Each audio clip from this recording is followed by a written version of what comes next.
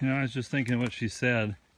She said she had to get transportation in Alabama. I bet she didn't hike any of that Alabama trail, because if she started in January in Key West, and she started in the spring, or she told me on the 6th of March, then that only gave her, I think, 2 months to do the whole Florida trail. So there's no way she actually hiked up through Alabama then. She probably got over to the Fort Pickens there near Pensacola where the trail ends, and probably got transportation up to Springer from there, I would suspect. That makes more sense with timing. Still though, to do the Florida trail in 2 months, of course a lot of the Florida trails, a lot of road walking.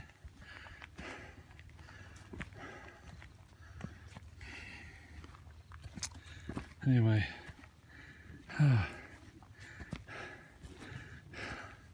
probably still not a good train up for actually climbing mountains though, since it's sea level. But you definitely get your pack shaken down by then.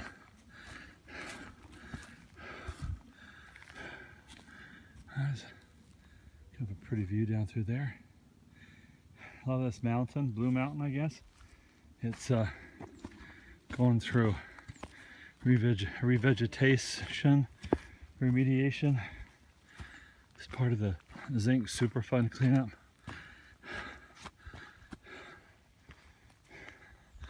This is the part of the trail that the AWOL guide says, stay on the trail, don't get off of it.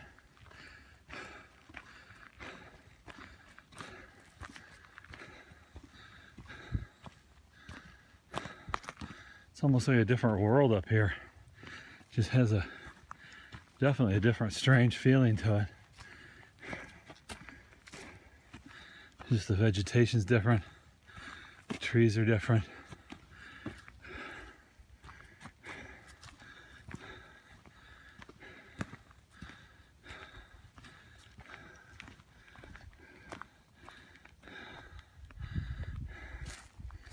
Oh man, look at that. For my grandkids.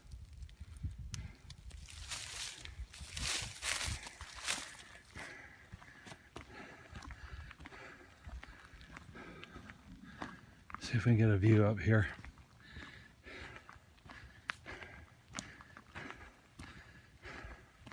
Feels like I'm in a different part of the United States right now. Even the dirt looks like something you'd more have out west with that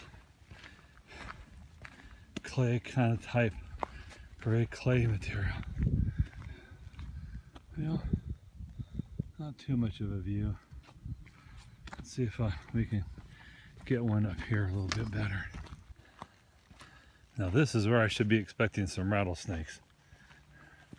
I mean, doesn't this just look like a place where they would be? If I were a rattlesnake, I'd be hiding out in this part of the mountain, I would think. Plenty of places to hide. Very quiet here today. Very quiet. Probably most people are not starting their climb up this time of day. Although I just, you know, the Aurelia just came by.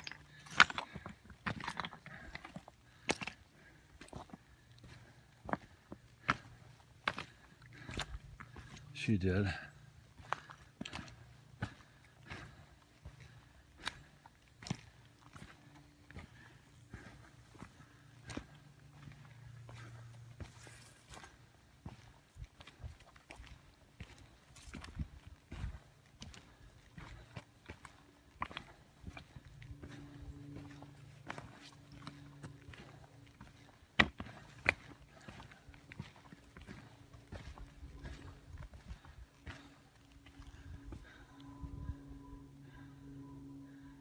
Man, this just definitely has a different feel out here.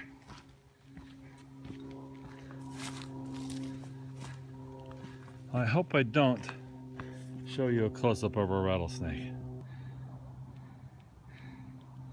Just made a little quick turn and a sharp descent.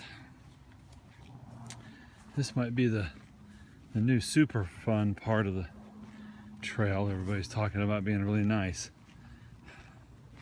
We've got 3.2 miles to get down to the bottom of the road, and one huge descent left. Actually, I've got a bunch of ups and downs here, and then the huge descent. It's kind of nice for like this all the time.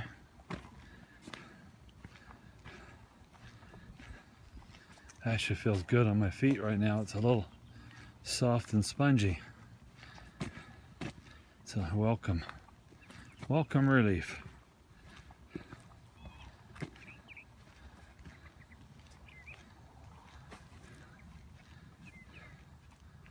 Birds singing.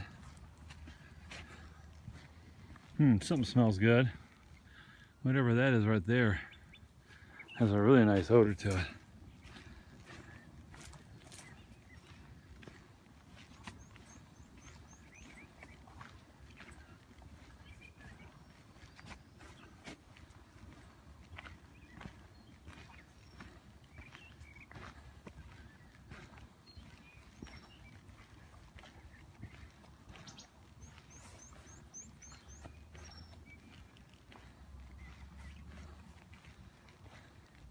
Today's been kind of cold. I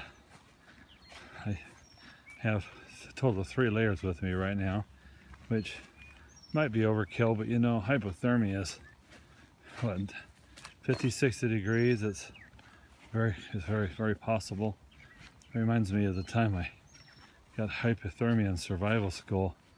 It was a week of Thanksgiving, and we were towards the end of our the outdoor survival part of the exercise training. So I'd already been 4 or 5 days without any food, and we each had an MRE that we were saving for that moment when we were really having a hard time. And this day we were doing an escape and evade as a group, and it started snowing about noon. This is up in Washington State, and we got to where we were supposed to meet the partisans, you know, and so these survival instructors were playing the part, and anyway, we had to climb up this hill, just a straight up, no switchback ascent, and it was already knee-deep snow, and we had this one girl in our group that she was a brand new enlisted troop. She wanted to become a survival instructor, and she was ahead of me and I was last, and we got about halfway up. We were having to, like, you know, reach down into the snow and grab a hold of branches and roots and anything we could to get up this very slippery, steep incline. Kind of reminds me of what I'm going down right now. And anyway, about halfway up, she slipped and let go and hit me, and we both tumbled literally end over end, head over head, all the way down this hill. Maybe about like from here down to that kind of where it starts to turn. Pretty good descent, and got down there. Of course, they started yelling at us, and we had to scramble up to the top. And by the time we got up to the top, I was so exhausted. I found this little pine tree that was it was kind of catching all the snow, so it was dry underneath it, and I leaned my makeshift pack up against it, and I fell asleep. I mean, I was so exhausted, I just fell asleep. Pretty soon the survival instructor came over and kicked the bottom of my shoe and said, Lieutenant, wake up, you're gonna die, you know. And that was my first lesson in the phrase relax and die. I had many more opportunities later in special ops flying at night where that phrase came into having a little more power to it too. But anyway, so this is a night where we had to, the exercise was to sleep under a poncho.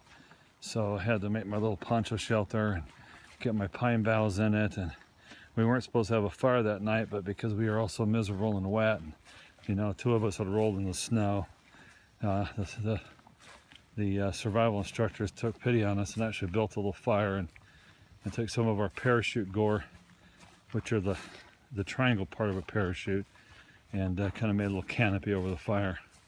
So it was kind of like the fire was kind of like a donut with this pole in the center that wouldn't burn, and the canopy kind of draped over to kind of keep the snow off of us, and I would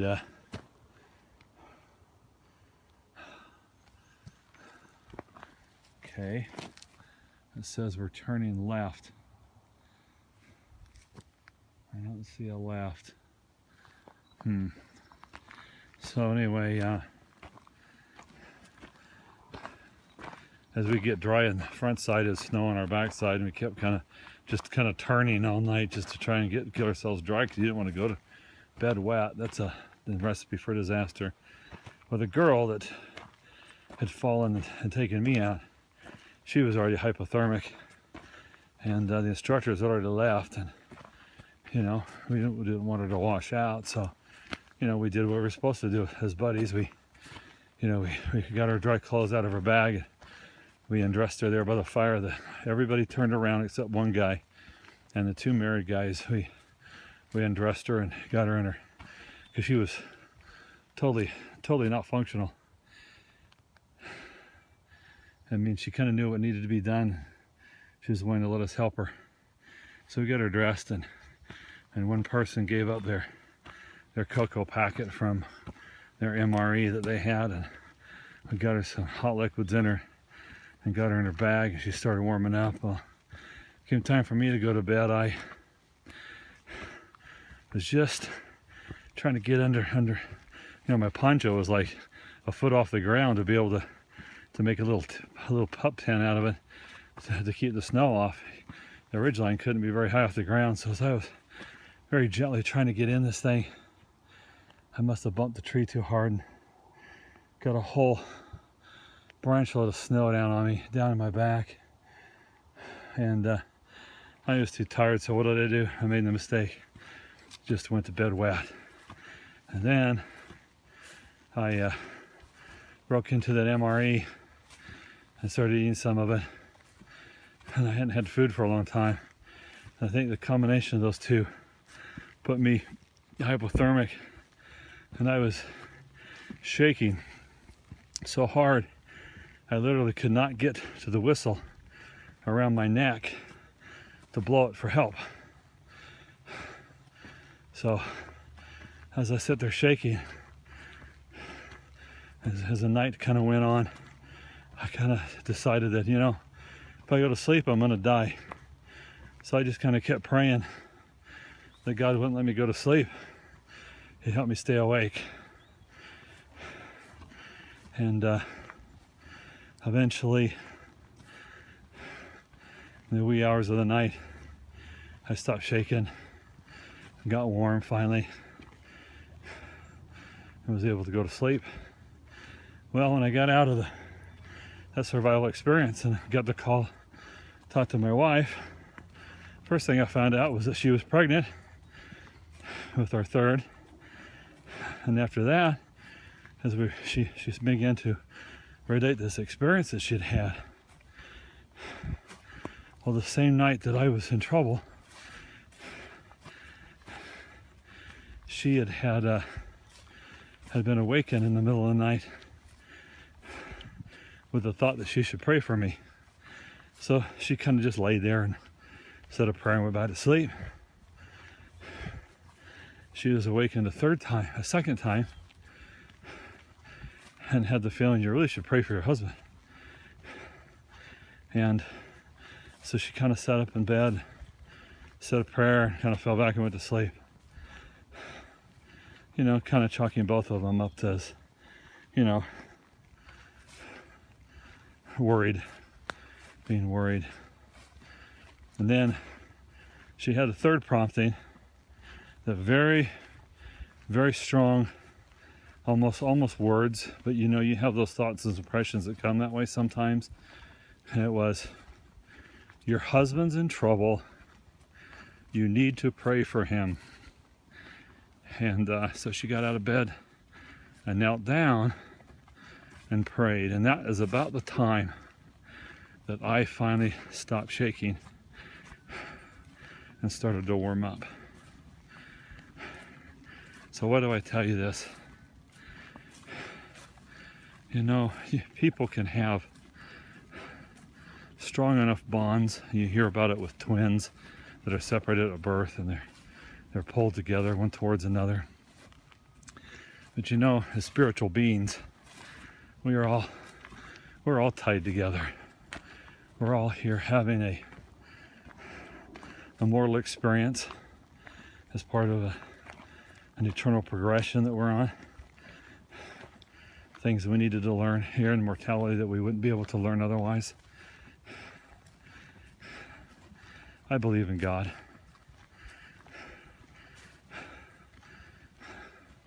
And I believe that there's also opposites in this world that are working against his desires and his plans.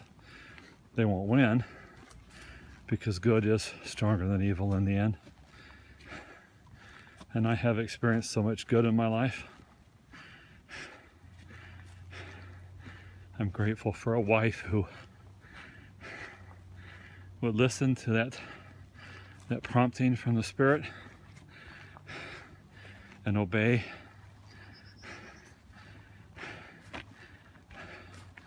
And help save me in a moment of dire need.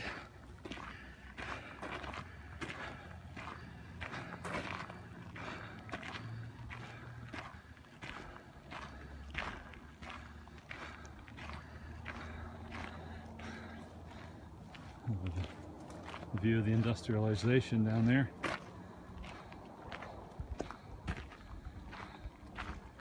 This is pretty rock. See? Pennsylvania has a really pretty rock.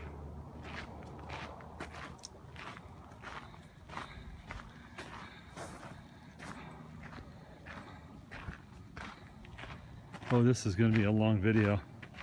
I might have to cut this one up into 2 parts.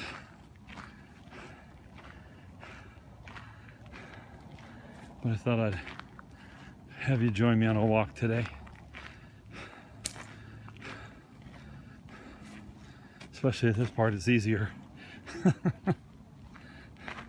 Pretty hard to keep the camera somewhat steady when you're bouncing around on rocks. All right, everybody.